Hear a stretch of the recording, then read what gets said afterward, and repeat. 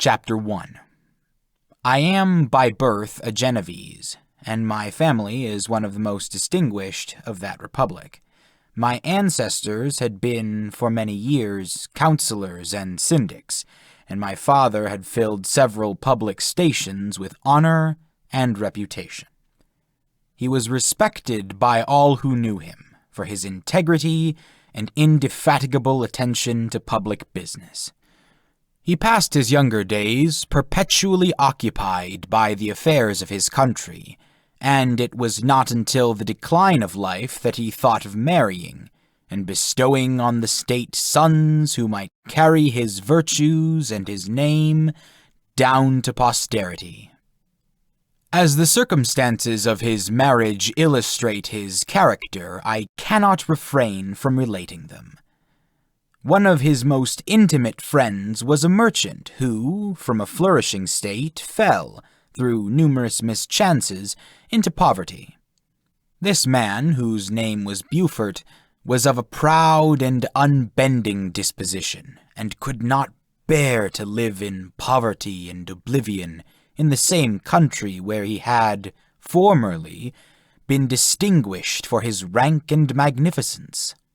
Having paid his debts, therefore, in the most honorable manner, he retreated with his daughter to the town of Lucerne, where he lived unknown and in wretchedness. My father loved Beaufort with the truest friendship, and was deeply grieved by his retreat in these unfortunate circumstances. He grieved also for the loss of his society, and resolved to seek him out and endeavor to persuade him to begin the world again through his credit and assistance. Beaufort had taken effectual measures to conceal himself, and it was 10 months before my father discovered his abode.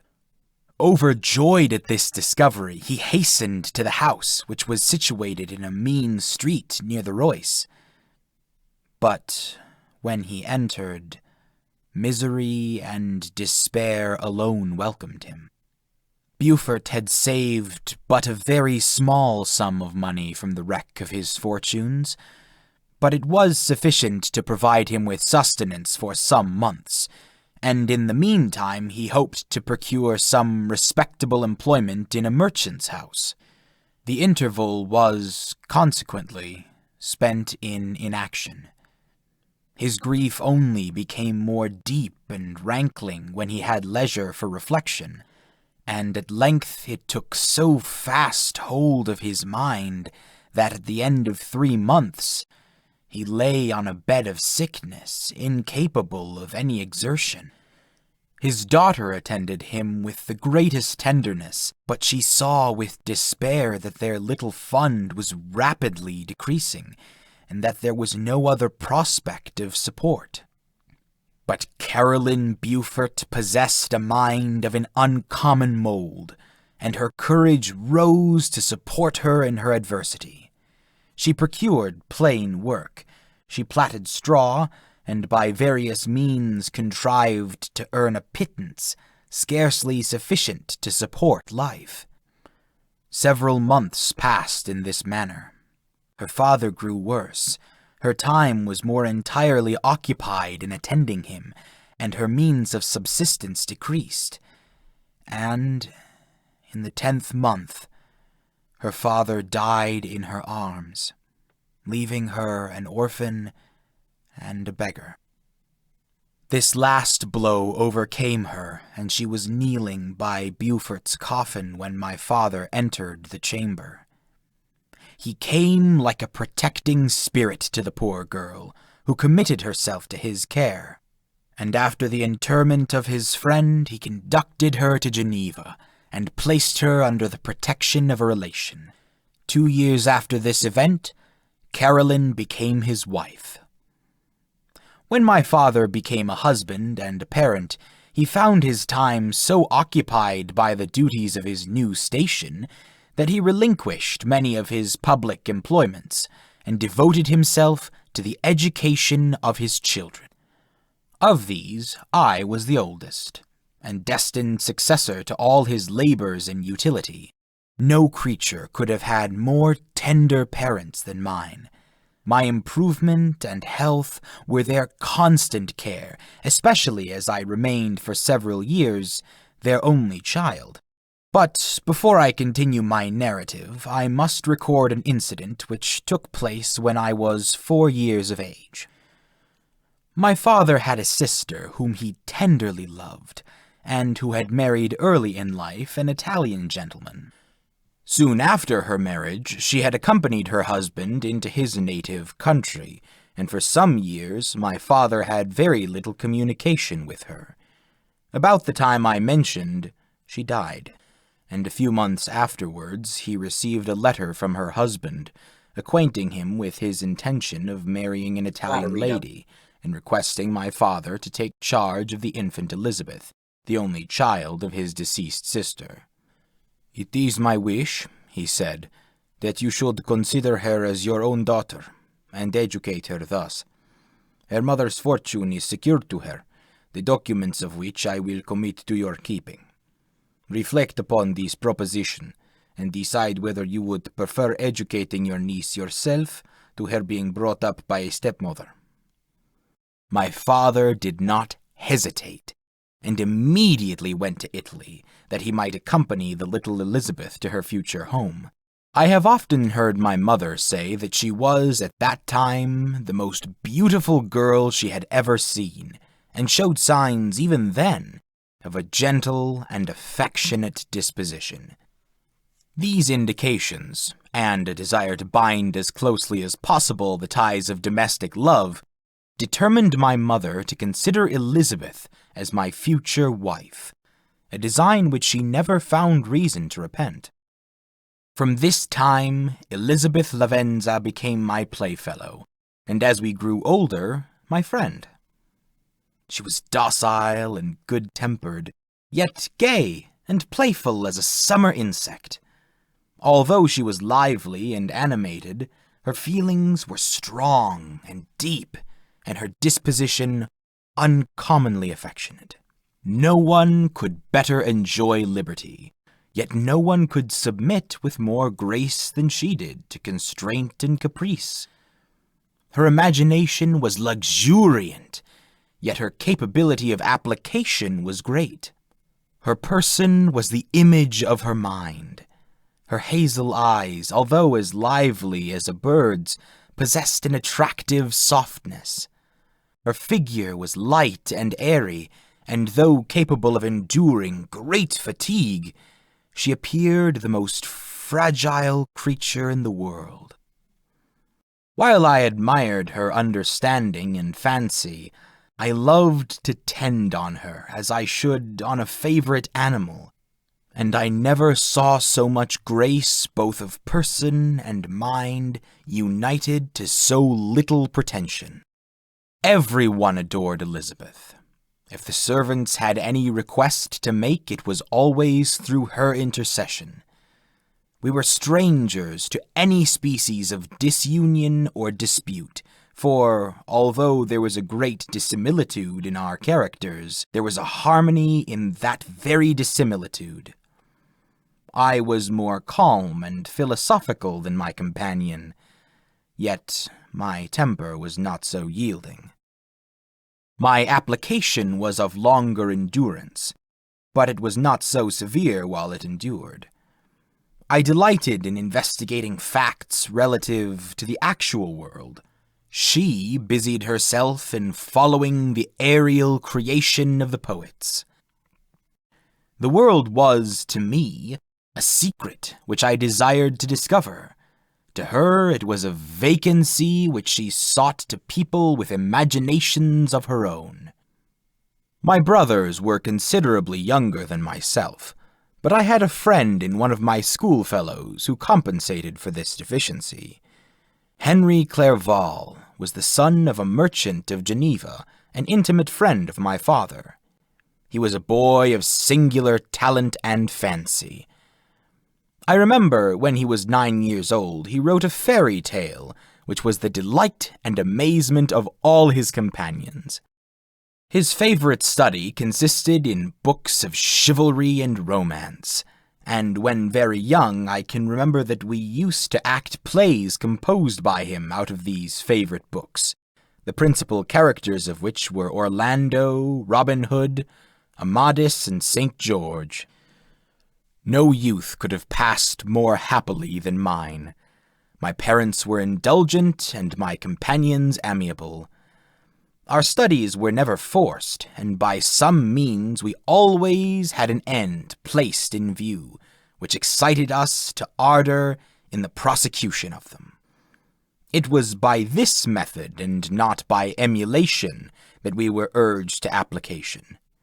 Elizabeth was not incited to apply herself to drawing that her companions might not outstrip her, but through the desire of pleasing her aunt by the representation of some favorite scene done by her own hand. We learned Latin and English that we might read the writings of those languages, and so far from study being made odious to us by punishment, we loved application, and our amusements have been the labors of other children. Perhaps we did not read so many books, or learn languages so quickly as those who are disciplined according to the ordinary methods, but what we learned was impressed the more deeply on our memories.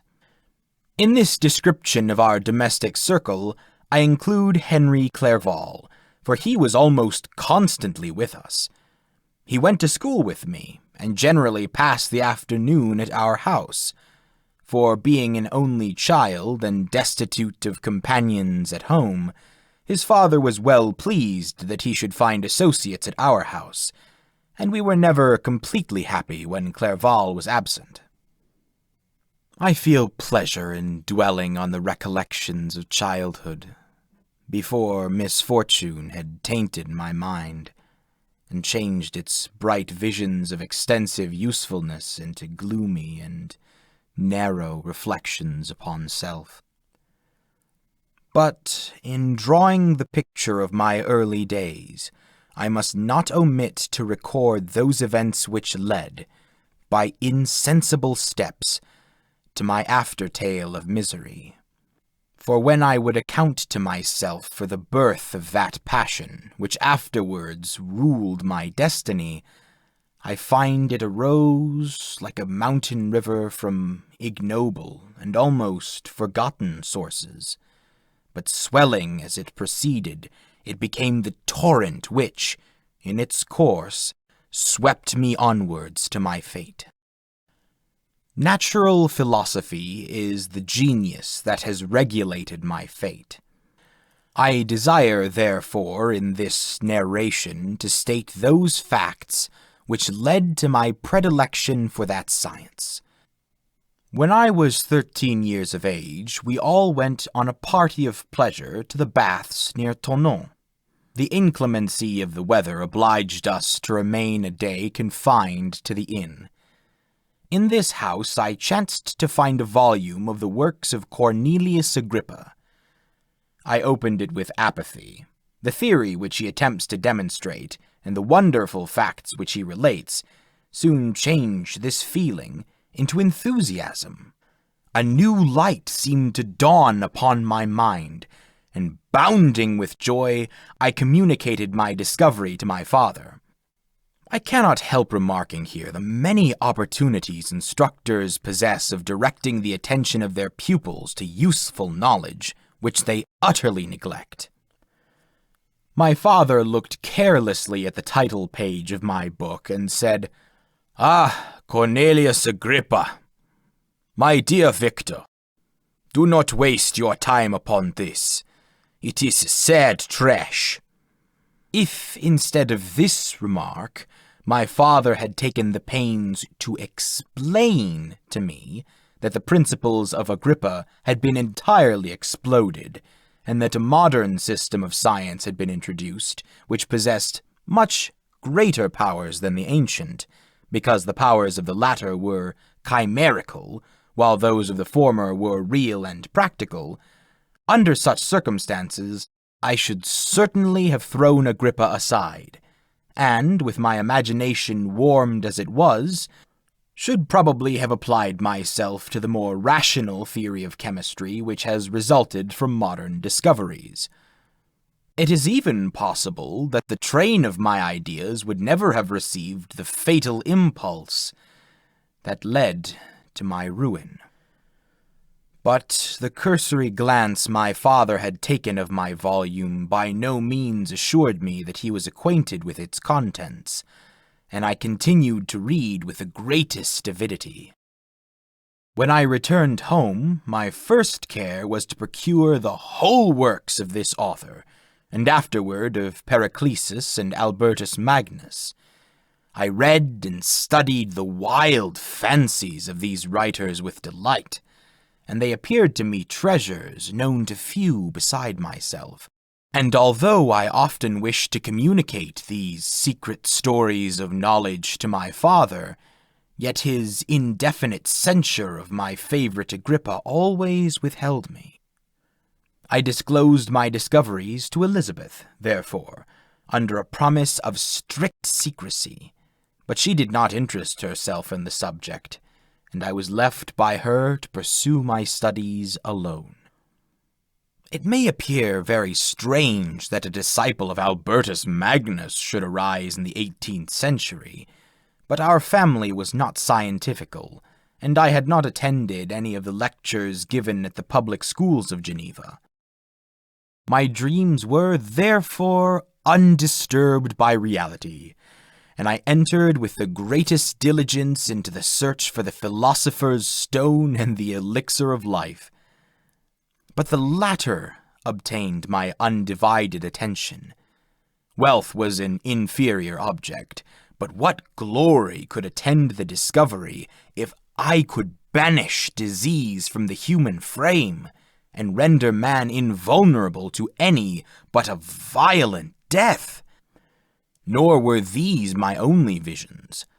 The arising of ghosts or devils was a promise liberally accorded by my favorite authors, the fulfillment of which I most eagerly sought, and if my incantations were always unsuccessful, I attributed the failure rather to my own inexperience and mistake than to a want of skill or fidelity in my instructors. The natural phenomena that take place every day before our eyes did not escape my examination. Distillation and the wonderful effects of steam, processes of which my favorite authors were utterly ignorant, excited my astonishment. But my utmost wonder was engaged by some experiments on an air pump, which I saw employed by a gentleman whom we were in the habit of visiting. The ignorance of the early philosophers on these and several other points served to decrease their credit with me, but I could not entirely throw them aside before some other system could occupy their place in my mind. When I was about 15 years old, we had retired to our house near Bellerive, when we witnessed a most violent and terrible thunderstorm. It advanced from behind the mountains of Jura, and the thunder burst at once with frightful loudness from various quarters of the heavens. I remained while the storm lasted, watching its progress with curiosity and delight. As I stood at the door, on a sudden, I beheld a stream of fire issue from an old and beautiful oak, which stood about 20 yards from our house, and so soon as the dazzling light vanished, the oak had disappeared, and nothing remained but a blasted stump. When we visited it the next morning, we found the tree shattered in a singular manner. It was not splintered by the shock, but entirely reduced to thin ribbons of wood. I never beheld anything so utterly destroyed. The catastrophe of this tree excited my extreme astonishment, and I eagerly inquired of my father the nature and origin of thunder and lightning. He replied, "Electricity," describing at the same time the various effects of that power. He constructed a small electrical machine and exhibited a few experiments. He also made a kite with a wire and string, which drew down that fluid from the clouds. This last stroke completed the overthrow of Cornelius Agrippa, Albertus Magnus, and Periclesus, who had so long reigned the lords of my imagination. But by some fatality I did not feel inclined to commence the study of any modern system, and this disinclination was influenced by the following experience. My father expressed a wish that I should attend a course of lectures upon natural philosophy, to which I cheerfully consented. Some accidents prevented my attending these lectures until the course was nearly finished. The lecture being therefore one of the last was entirely incomprehensible to me.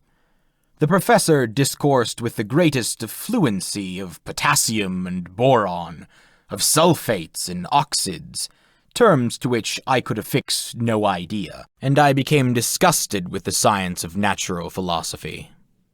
Although I still read Pliny and Buffon with delight, authors, in my estimation, of nearly equal interest in utility. My occupations at this age were principally the mathematics, and most of the sciences of study appertaining to that science. I was busily employed in learning languages.